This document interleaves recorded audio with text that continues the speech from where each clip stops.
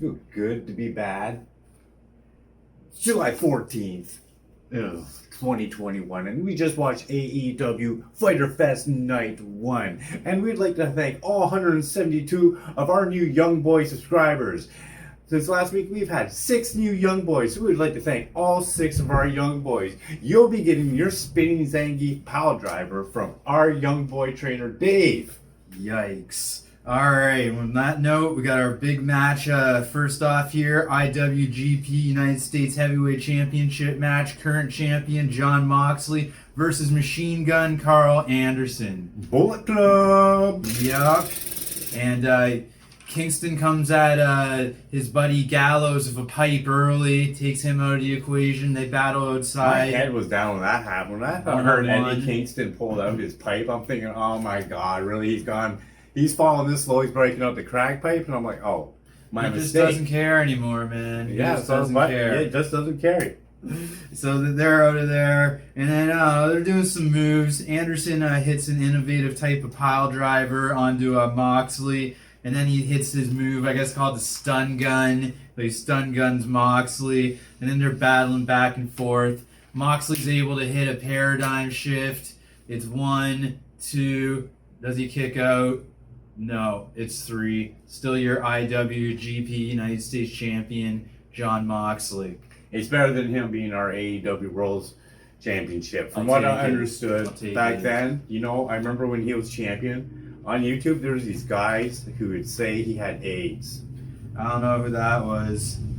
Alright, so then earlier today, first, there's backstage words from Murder Hawk and Jake Roberts. Because I guess it was Moxley who beat Murder Hawk in Japan for the IWGP United States Championship. And Murder Hawk wants a rematch. He's challenging Moxley next week in Texas in a Texas Deathmatch, Jay. I can't wait to see it. You know, as much as we hate Moxley, but those two are going to give us a great Texas Deathmatch. If you go look at the history on YouTube, Mox, he likes those wires and shit, and he does a good job with it. Even though he's still trash according to our books. Will it be one death match too many for Jon Moxley? Will he be able to walk out of this one? I hope not. So then, earlier today, we have words from Andrade El Idolo. He's being interviewed by our favorite backstage correspondent, Alex Alvarez. Hey, do you think he looks up to Idolo? He has to. Oh, why is that? He has to, because he's Latin American. Oh, I know every Latin American male looks up to this guy. Look how handsome he is. Great. How well his impeccable. Oh, man, everything's just perfect about him, man. Yeah, just great guy. Role model for anyone to have. Not just Latin Americans. It could extend to anyone on planet Earth. And basically... Brett Baker, you can have North America, and Idolo has all of Latin America. That's right. More population down there. And then they basically, Tony Khan gave El Idolo permission to kick in the forbidden door, and he's allowed to win championships all over the place, not just AEW. Where's he going to get them from? Kenny? No, probably not. Kenny's the greatest champion ever. But El Idolo made it known he is looking for Death Triangle. I don't know if it's good or bad. I think he just wants to ask him, like, I just want to make sure that you guys look up to me. And they're all going to be like, yeah, man, Let's hope you're so. The man. Let's hope so. We're ugly. We have to wear masks. Then we got a big match here for a fake title, but a big match nevertheless. FTW World Championship match. Ricky Starks going up against current champion Brian Cage. And they got Hook Taz and Powerhouse Hobbs at ringside outside. You know, just watching Team Taz implode. And this was a great match. This was very surprising. This was a really excellent match, Jay. And both these guys put it on the line. There was some ball play early. Ricky Starks getting hung up on that top rope there. Going for a little bit of a horsey ride. Riding Brian Cage, reverse cowgirl. It gets weird because the crowd is cheering Starks hard, Ricky, and they're booing Brian Cage. And we're like sitting here back watching, like, I really hope Ricky Starks wins the FTW fake title in wrestling. Want him to win. Let's see what happens here. So then, what happens? There's some type of innovative outside clothesline that happens. Starks is able to hit Brian Cage with like a big old sit-down power bomb. That was pretty crazy. And then what happens? Ricky Starks is going for the FTW championship, but then Powerhouse Hobbs grabs the title for him, and he's like, "No, don't do it, man. You gotta do it like legitimately, square. We gotta play together." But then Hobbs picks up the championship. I guess while Starks is distracting the ref, and he smokes Brian Cage with the title, Jay. And then Ricky Starks, ever the opportunist, hits that giant spear. 1, 2. Is it new FTW champion? Fuck the world. What just happened? And 3. Ricky Starks, absolute Ricky Starks, new FTW champion. I think it's great. I never thought I'd be like behind Ricky Starks before. It was awesome. It was weird though. I think they kicked Brian Cage out of Team Taz. It was weird, but it was good. It was like they did everything they should do, and it's so weird and refreshing because Team Taz sucks for so long, and then they have a match where they're breaking up, and it's awesome. Like, I thought it was great. Then they had a big post-match celebration. I don't think Brian Cage is part of Team Taz no more. Yeah, because they all just kind of like went off and like, "Oh, I love you, Ricky," and stuff, and you know, your hair is great. Then after that, after the break, looking up to El Idolo, all that good stuff. Then Cody Colonel Sanders rushes the announce booth and he starts screaming about Malakai Black, formerly Aleister Black of other company, and he's just going nuts. He was so mad he had to take off the headset and like, "Give me a mic." And then eventually it looks like Reba came out from back and handed him a mic. Yeah, so he hits the ring and calls out Tommy End or Malakai Black or whatever his name is, and then Malakai Black doesn't show up in the ring. He's on the big screen, and he's given this analogy about this man who killed a horse. I didn't really catch a lot of it. There's too much smoke going on around him and stuff. Like someone was smoking in there, or he was lighting a dumpster on fire or something. Probably Eddie Kingston. Probably Eddie Kingston smoking that crack that was brought up earlier, yeah. And then the lights go out, and then they come back on, and it's Malakai Black in there, and him and Cody brawl ferociously, and it takes a whole slew of referees and security to separate the madness. It's just crazy. Yeah, and if you guys take notice, Cody was wearing a white suit, Aleister Black was obviously wearing a black suit. So it's kind of like this little weird story thing. I'm like, I'm the good cowboy. No, I'm the bad cowboy. Duality at its worst, only on AEW Dynamite. Yeah, they even brought back the face and heel too. Yeah, they big crowd tonight. Yeah, they that proper set. That's a sold-out crowd. I've got some barbecue sauce and just potatoes. Sour mash is for life. Well, speaking of soured old men, we got Tully Blanchard backstage. He's walking to the arena. Someone's trying to interview him. But then Santana and Ortiz come in there and like, "What you doing walking alone so much for, Tully Blanchard?" He's like, "You know what? With the cartel, you have a debt to pay us for your cocaine problems. Transportation costs, they aren't cheap." And then they're about to attack Tully with some Kubaton or something. And then they're like, "You're an old man. Bring your boys out. We're just going to make you pee yourself a little bit." Yeah, he probably pissed himself large. All right. And then we got in-ring words, in-ring interview. Tony Schiavone, he's interviewing Hangman Page, #1 ranked competitor to Kenny Omega's AEW World Heavyweight Championship, talking about that big match coming up. And he's saying the Dark Order's right. I got a taste for championship gold. I need to pursue it. And we all want to see this. We do. It's a lot of history, former tag team champions. And he's interrupted, though, by Don Callis and friends and the Elite, Bullet Club, whatever you want to call them. Then Nick Jackson's had enough. He comes into the ring and he starts talking to Hangman about how Hangman abandoned his friends. He abandoned the Elite to drink and hang out with Dark Order weirdos. And he calls Hangman a wrestling tragedy, which, of course, has to break down to a brawl. Yeah. There's no other way. Hangman tries to hold his own, but then he's saved by his friends in the Dark Order.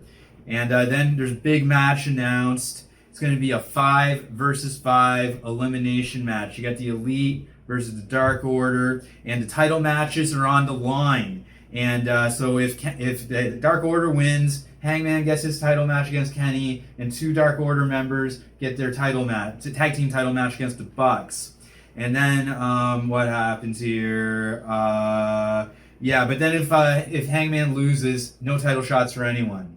I just can't wait to see Johnny Hungy back in action, man. I bet she's going to be back in action finally. It's going to be great. And instead of them chanting cowboy shit, they're going to be chanting Belt Collector, bum, bum, bum, bum, bum, Belt Collector, bum, bum, bum, bum, bum. Belt Collector. We'll see if that catches on. Let's do the wave now. Whoa. Belt Collector. I'm just really into this now. Belt Collector. Sorry to spoil the party, Jay. We got backstage words from Jericho. They're talking about the 5 Labors of Jericho. Jericho, for some weird reason, must defeat all 5 members of Pinnacle in 5 different matches in order to get a one-on-one match against MJF. And then he's talking, Jericho is, and Shawn Spears comes in. Chair shot to the throat. Looked like it hurt. Then MJF comes in to talk shit. He's having a chair match. Jericho's having a chair match against Shawn Spears coming up. But Jericho don't know Jericho. Jericho can't use a chair in this chair match. Man. That's weird. It's weird. And then, speaking of, I don't know if it's weird, but it's great. We've got 23 years in the making. Matt Hardy versus Christian Cage. Matt Hardy wants to do it on his own. He tells the Private Party boys and those guys, do it on my own, guys. And then they're going back and forth. They got some classic moves on display. Hey, when you look on them, who do you think takes more Perkies?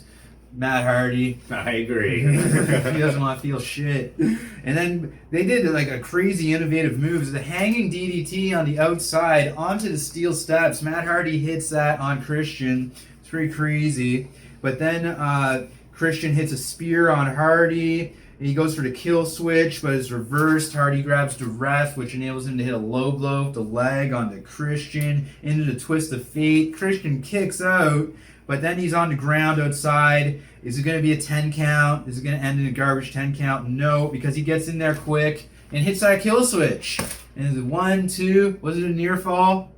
I can't remember how many times were they kicking out in this match. Exactly, insane, but Matt Hardy did not kick out. It was 3. It was 3. And Christian is still undefeated in one-on-one competition in AEW. And what else happened? And it's his first win. He never beat Matt Hardy in a singles match one-on-one before. And then the Hardy family office runs in, but Jurassic Express comes in for the save, and I don't know if Marco Stunt was out there. I didn't see him. I don't know. It was just kind of really explosive. Maybe it was too explosive for Marco. But if you want to be one of our young boys and you there. like low blows, give a low blow and give us a subscribe. And smash that bell on the notification tab. There it is. My junk. Then we got pre-recorded words from Miro, and he's letting us know that God told him to forgive himself. We can't go talking about Miro without... Can I say the prayer this time? Sure. Dear God, we thank you and please bless even Miro more worth than anyone else. Bless all the food that Miro eats. Yikes. Bless all the beauty that his wife is. Hot wife that can do splits. And bless our TNT champion again, Miro, our God looking like TNT champion. Amen. Good prayer, Jay. Good prayer. Thank you. I bet you Miro would appreciate it. I think he did. I think he's out there listening. I know. Who else do you think he's always watching down over us, right? I know. Who else do you think I was praying to, man? All right. So then we got an in-ring interview again with Tony Schiavone, and he's interviewing his best friend in life, AEW Women's World Champion, Dr. Britt Baker. And they're concerned about Britt going through that table last week. Nyla put her through the table. Maybe it was 2 weeks ago. I don't know. But it happened. Yeah, it happened. And Britt can take a beating, so whatever. Sheesh. And then she's like, trying to be like, how can I make Nyla Rose relevant? That's impossible. Vicky Guerrero's got a famous last name. She'll be relevant for the rest of her life. But in my first defense, I gotta go up against fucking Nyla Rose here. And the crowd loves Britt. Everybody loves crazy. Britt. Clearly, you love Britt. We all love Britt. Britt, do you love Britt? Britt loves Britt. That's right. And then we got some backstage words from Mox and about the Texas Deathmatch next week against Murder Hawk for that Japanese championship. And they're going to have their deathmatch next week. All right. Cool. So then our next match, we got a newcomer to AEW coming out with the Best Friends. I guess he's their new young boy, Wheeler Yuta, versus Spanish God Sammy Guevara. And, Sammy's pretty dominant early, and, they're going back and forth. Sammy hits a shooting star press, but Yuta gets his knees up, which gives him the advantage for a bit, but not for long. Sammy hits a beautiful springboard cutter into the GTH inverted knee strike maneuver. 1, 2, 3, you just went to hell. Go to hell. At least you got to be on Dynamite, though. But you know what? To Sammy's credit, big post-match show of respect after. Sammy high-fiving the fans on his way out there. Yeah, we love it. Sammy, you totally Love faced. it. It was a campaign. We did it, Dave. Freedom. We freed him, and he last. was able to become this great person he is, and he's going to become even better. That's right. He might be as great as Miro one day and get the TNT Champion. Sammy just needed a few people to believe in him, man. It helps so much. I know, man. All right, and then what else? Oh, earlier today, QT's out there. Schiavone's trying to interview him. Then QT dumps coffee all over Schiavone's head. It's not cool. It was a whey protein shake. Was it? I thought it was from Starbucks. Schiavone used to work there. No. What else do you think? It was a whey protein shake? It definitely was a gross whey protein shake. This type of whey protein right here. No, man, that's human growth hormone. Juice, well, YouTube doesn't test for enhancements, so why should we? All right, and then big match. We got Penelope Ford versus the return of the magical girl Yuka Nakazawa. And Penelope Ford looks great. Like, she's clearly no stranger to a gym. Like, those glutes are on point. It's all good, right? She's clearly keeping up on her squats. And Yuka does hit one move here, some crazy spinning move. Like, she's got Penelope up and like spinning, like drops her or something, and that enables her to go to the top rope for the magical girl splash. 1, 2, is it a near fall? Oh man, it's 3, man. Yeah, Magical Girl gets a big win over Penelope. I don't know why they had Penelope job to the Magical Girl tonight. I like the Magical Girl. I know, she's totally awesome. She should have been singing, though, in her entrance first. Remember that pay-per-view where she was singing and they were fighting? That was a different girl. It wasn't, but she was Magic. No, How many Magic Girls did they have? Well, there's the Magical Girl, and I can't remember who the other girl is, but Okay. they went down in history because remember they were singing and then the match started and they're still singing and stuff. And each other, that was amazing, man. Great. Oh man, but that wasn't Magical Girl. And the new AEW show coming up on Fridays, starting August 13th, going up against other company SmackDown, is AEW Rampage. So that's what that is. And this is where they settled their scores. When we get 1,000 Young Boy subscribers, you're going to see us settle the score in this ring. Ready! All right, are you ready? It's the main event. It's the Coffin Match. It's between Ethan Page, hometown hero, versus Darby Allin, hero someone, I'm sure. And the Coffin enters first. The Coffin comes down first. Those guys come down. Ethan Page, claiming to be from Hamilton, Ontario, but he's from Stony Creek. From Hamilton, man. He's from Hamilton. Stony Creek. All right, so then Darby, fast start. He's got a steel plate on his back. He hits that springboard coffin drop. Oh, effective. Yeah, it was. He rips it off real quick. He should have kept it on longer. Yeah. And then he goes to the coffin to open it up. The Scorpio Sky's like hanging out in the coffin. He starts attacking Darby, but then Sting, he sees that his young boy's in trouble, so he comes down and beats up Scorpio Sky, and it breaks down into the crowd over the barricade. Ethan Page, while this is happening, he's like unscrewing like the corner turnbuckle, right? Like, he's no stranger to a ring crew working in CPW, I'm sure. Shout out Justin Graves. And then he uses the turnbuckle hook on Darby. He's like beating him. He's like, I don't know, he's got it on his neck or something. He's dragging him around. Yeah, he's got it like around his necklace. And it's just like, yeah. Then Darby is able to like take the thing and nail Ethan Page with it. Yeah, that's what he's doing there. And he fish hooks him with it. Yeah, that's good play-by-play, right? I know, man. And then they both somehow... I dedicate that to Rocco. Nice. And then they both wind up in the coffin and they're punching each other, standing up in the coffin. Page gets busted open somehow. He's probably pro at blading himself. And then they're on the top rope. And they got the steel steps set up in the center of the ring. Oh and my Ethan God. Page gives Darby the craziest No. ego's edge off the top don't rope. do it. Don't onto do the it. No. steel steps. Oh my They're God. dented. Onto the steps. It's nuts. It should have been over right What there. just happened, Dave? No, What it was just crazy. happened? It is crazy. They bent the crazy. steps and everything. Straight from Hamilton. It was nuts. Oh my God.